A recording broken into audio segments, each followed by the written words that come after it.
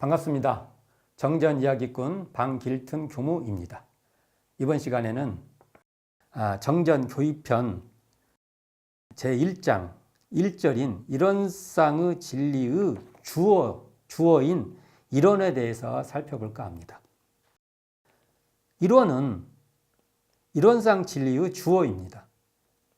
그래서 일원상의 진리를 주어를 다 넣어서 한번 읽어볼 필요가 있는데요. 한번 주어를 넣어서 한번 살펴볼까 합니다.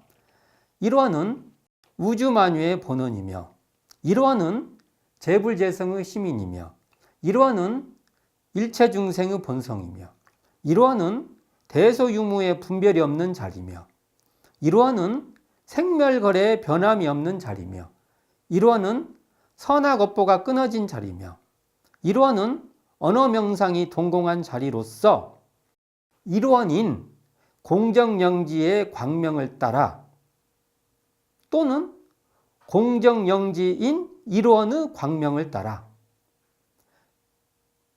대소유무의 분별이 나타나서 선악업보의 차별이 생겨나며 공정영지인 일원의 광명을 따라 언어명상이 완연하여 시방삼계가 장중에 한 구슬같이 드러나고 일원인 진공묘유의 조화는 또는 진공묘유인 일원의 조화는 우주만유를 통하여 무시관급에 은연자재하는 것이 곧 일원상의 진리다. 이렇게 주어를 넣어서 풀어볼 수 있습니다. 이 중에서 공정영지의 광명을 주어를 넣으면 두 가지로 제가 풀어봤습니다. 하나는 일원인 공정영지의 광명을 따라 또는 공정영지인 일원의 광명을 따라 또 진공묘유의 조화는요. 일원인 진공묘유의 조화는 또는 진공묘유인 일원의 조화는 이렇게 풀어볼 수 있는 것이죠. 전부 다 주어가 들어가게 되는데 결국은 일원상 진리절에서는 맨 앞에 그러니까 서두에 총괄적인 주어인 일원을 딱 제시하고요. 각 단락에는 주어인 일원을 다 생략한 겁니다. 그래서 우리는 이 일원상의 진리를 독해할 때 앞에 주어를 늘 세우어서 이해할 필요가 있다는 것이죠. 우리가 철학사에 종합명제와 분석명제가 있는데요. 종합명제에는 수로를 통해서 주어를 이해하게 되는 것이죠. 예를 들면 철수는 훌륭하다. 그러면 철수를 경험을 해야 아는 것이지 철수만 봐가지고는 이게 훌륭한지 훌륭하지 않은지 알 수가 없어요. 분석명제는요. 그 주어를 통해서 그 수로도 이해가 되는 거죠. 비가 내린다. 그럼 비를 보면 비는 내리는 것인 줄 아는 것이죠. 그러니까 분석명제는 굉장히 선언적이라고 한다면 종합명제에는 경험이 필요하다고 이렇게 말할 수 있죠.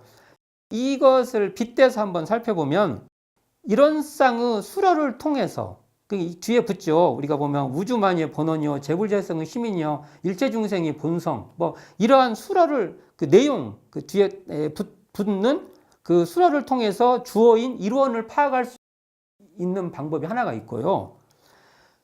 그 주어인 일원이라는 뜻만 딱 봐도 그 뒤에 그 자리가 바로 우주만유의 본원이고 재불재성의 시민이고 이런 것을 그 일원이라는 주어만 가지고도 다 파악할 수 있다. 이렇게 살펴볼 수도 있습니다. 이번 시간에는 그 분석명제처럼 주어인 일원의 뜻을 통해서 일원상 진리 전체의 내용을 한번 통째로 한번 파악해 보는 것이죠. 일원상의 진리에서 일원이라는 주어만 듣고도 나머지 수로를 안 봐도 그냥 그 자리를 끝내버리는 것이죠. 그냥 일원 하면 끝나는 것이죠. 허공에 한일자, 하나자를 쫙 그시고 또 그 한일자를 둘려서 큰 원을 하나 딱 그렸다고 하면은 그렇게 한 원을 딱 그리는 순간 이 자리는 끝나는 것이죠. 그걸로 딱 아는 거죠. 어떻게 하냐?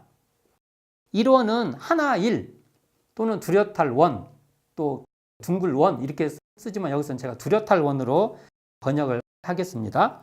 하나이면서 뚜렷한 이 자리는요, 어떠한 자리냐면 그 자리라면 그게 뚜렷한 한 자리인 것이죠. 그 자리에 두 자리가 있는 게 아니고요. 뭐 성속이 됐든 어떠한 뭐 구분이 됐든 그 자리는 그 한 자리에서 다 드러나는 자리입니다. 그래서 이 하나라고 할 때, 일원이라고 할 때 이 하나짜리는 하나 둘로 분별되는 그 하나가 아니고 둘이 없는 하나짜리입니다. 그래서 주계 그 분별이 탁 끊어져 버리는, 그래서 무분별의 자리입니다. 상대적 분별이 이렇게 끊어져 버린 것이죠. 그래서 원래부터 본디부터 그 자리는 분별이 탈락된 무분별인 하나의 자리라는 것입니다.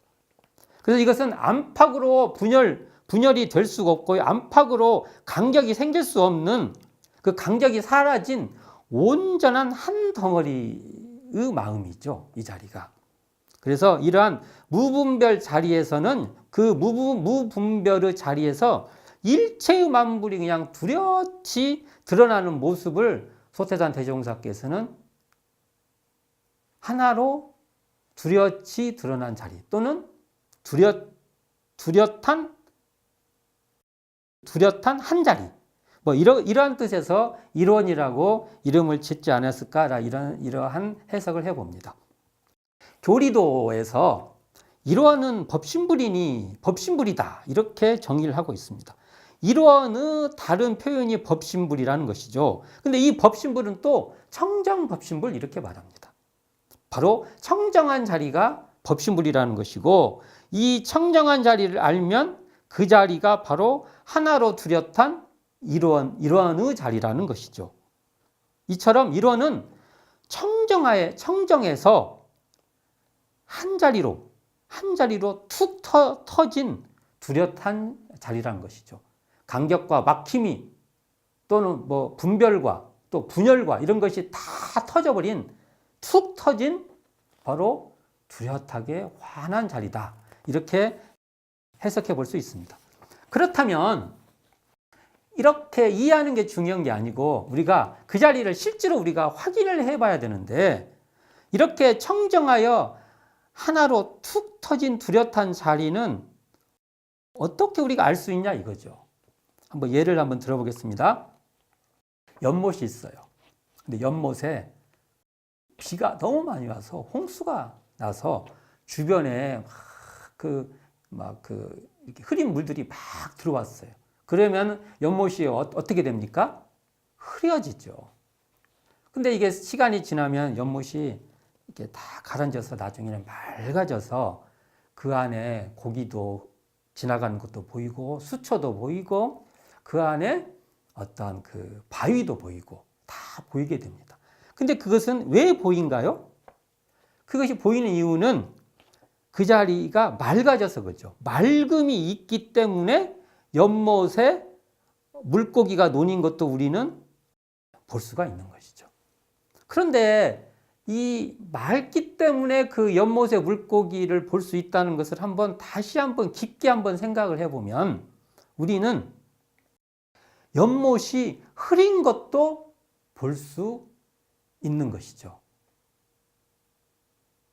우리에게 무엇이 있기에 연못이 맑으면 맑은 대로 볼 수 있고 흐리면 흐린 대로 볼 수 있냐는 것일까? 이것을 우리가 한번 돌이켜보면 우리에게 맑음이 본래 있기 때문에 가능한 것이죠.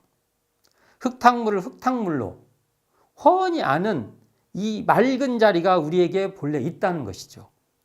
맑히기 전에 맑은 것입니다.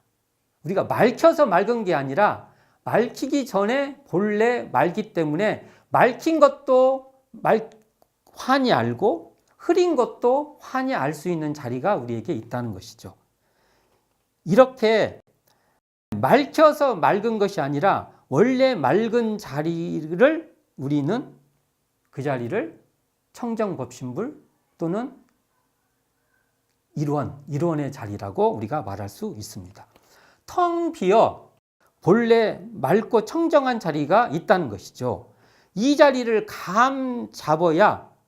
그 자리를 감을 탁 잡아야 바로 그 자리가 일원의 자리구나라고 우리는 그 자리에 직입할 수 있다는 것이죠. 눈앞에 대상이 있든 없든 청정하여 뚜렷한 그 자리를 우리는 감을 잡아야 된다는 것이죠. 그러면 이 자리를 어떻게 우리가 또 아냐 이거죠. 방법은 마음의 방향을 돌려서 우리가 관조하는 것입니다. 어떻게 마음의 방향을 돌리냐면 원래 역력히 드러나 있는 텅 비어 맑고 맑은 이 자리를 직관하는 것이죠. 대상에 끌려서 매몰되는 의식을 내려놓는 것이죠. 대상 경계에 쭉 끌려가는 그 마음을 탁 내려놓고 방향을 돌려서 의식 자체에, 마음 자체에 직관해 보는 것이죠. 일단 중요한 것은 내려놓는 것입니다. 거기에 끌려가지 않고 집착하지 않고 거기에 신경 쓰지 말고 거기에 그렇게 의미를 두지 않고 그냥 탁 거기에서 신경을 이걸 아는 그 본래 자리로 돌려보는 것이죠. 양발을 뒤집듯 우리가 양발을 뒤집지 않습니까? 의식의 방향을 돌려보는 것이죠. 이 말을 회광반조 또는 회광자반, 그러니까 돌릴 회, 빛광, 돌릴 반, 비출 조. 그러니까 이렇게 경계로 쭉 끌려가는 그 우리의 의식을 경계에 끌려가지 말고 그걸 알아차리는 그 방향으로 되돌려보는 그 감각인데요. 이렇게 했을 때 마치 머리를 돌리듯 의식의 빛을 돌이켜서 의식 자체를 비춰보는 것입니다. 경계에 끌리는 의식의 빛을 돌이켜서요, 마음 당체를 이렇게 직관해 보는 것이죠. 비춰보는 것이죠. 이때 드러나는 자리가 바로 청정한 자리고 그 자리가 바로 법신불 자리고 그 자리가 바로 일원의 자리라는 것입니다.